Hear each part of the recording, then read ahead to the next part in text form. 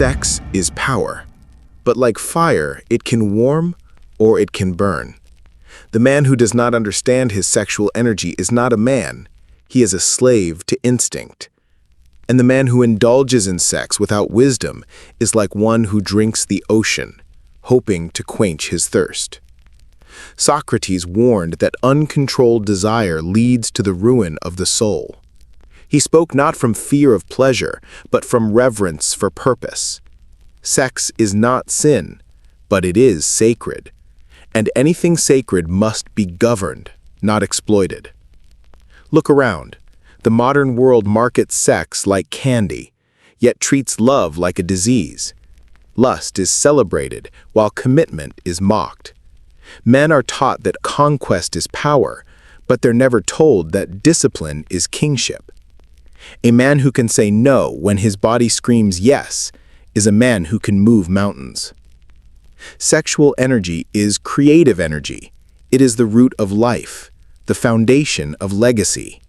The greatest works of art, the highest acts of courage, the most lasting empires, all of them were fueled by men who learned to transform their desire into discipline, their urges into action. Do not waste your seed on strangers and screens. Every time you give it away without purpose, you give away your clarity, your energy, your will. The man who chases women is running from himself. The man who masters his desire finds women are drawn to his strength. Ask yourself, who are you without lust? Can you sit with silence without seeking escape in another body? Can you channel that raw energy into building your craft, your empire, your inner peace? You must govern your temple. That means fasting from what weakens you, porn, meaningless flings, addiction to novelty. These things do not free you, they chain you with silk ropes. Pleasure without purpose is poison. A man must understand the difference between love and lust. Lust is fast, it wants now. Love is patient, it builds. Lust says take, love says give. Lust fades, love endures. Most men never taste love because they are full on lust. You cannot fill a vessel that is already spilling. Sex, when governed, becomes strength. When shared in devotion, it becomes alchemy. When fused with loyalty, it becomes transcendence. But when misused, it becomes destruction of your focus, your finances, your future. Socrates believed in virtue over vice. He warned that the unexamined life is not worth living. How many men live unexamined, ruled by urges they never question? How many fall not by sword or war, but by the seduction of their own untrained desire? Your sexual energy is not your enemy. It is your fire. But fire without a hearth burns the house down. Harness it. Channel it. Let it forge your purpose like steel in flame. When you feel desire, ask, what will this make of me? Will I be clearer, stronger, more rooted after this act? Or will I be drained, distracted, and ashamed? This question alone can save your soul. Practice retention, not out of fear, but out of reverence. Train yourself to delay gratification, to elevate your energy instead of spending it. You will begin to see clearer, think deeper, move with conviction. This is not superstition, it is ancient wisdom. Women are not the enemy, nor are they rewards. They are mirrors.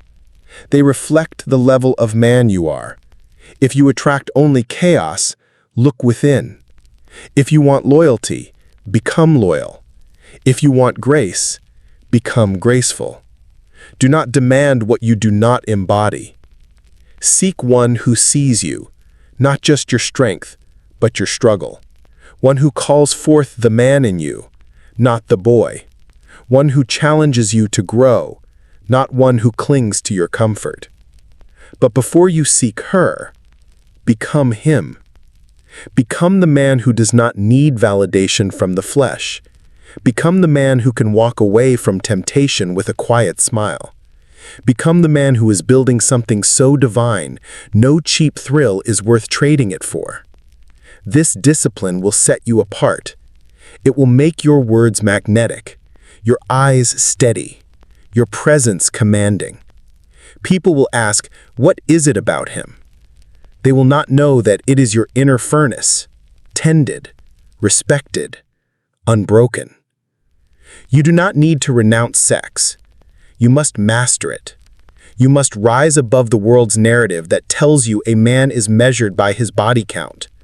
That is a boy's metric. A man is measured by his control, his presence, and his purpose. A kingdom cannot be ruled by a king who bows to his appetites, and a man cannot lead his life if he cannot lead his flesh. You must earn the right to express your power. You do that through silence, through restraint, through inner strength. Make vows to yourself, sacred ones. Let no screen see you weak. Let no moment steal your fire. Let no pleasure come at the cost of your power. When you do give your body, give it as a king, with honor, with intention, with purpose. Let your presence be a gift, not a grab.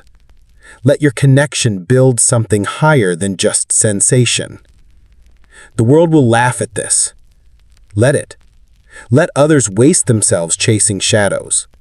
You become rare. While they scroll and swipe and stumble, you will rise, rooted in something eternal. This is the way of the few, the disciplined, the dangerous, the divine. Guard your energy like treasure. Give it only where it multiplies. Protect your fire. Let your desire be the fuel for your empire, not the flame that burns it down. Now, choose mastery over madness. Choose power over pleasure. Choose purpose over impulse. Build yourself. Govern your fire. And when you do give, let it be as a man who rules, not one who begs.